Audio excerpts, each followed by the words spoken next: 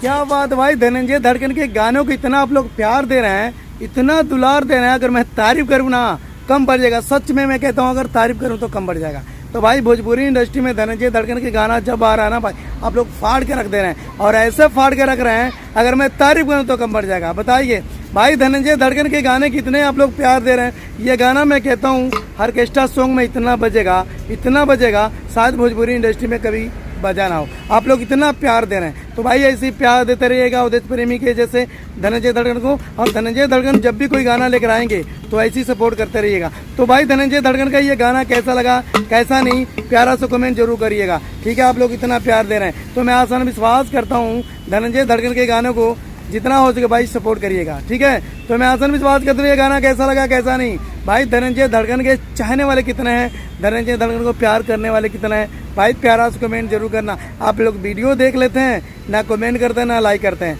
तो भाई सपोर्ट करोगे ना भाई, आप लोग सपोर्ट जरूर करना। अगर आप लोग प्यार करते हैं तो, आप लोग प्यार नहीं करते हैं तो अलग बात है।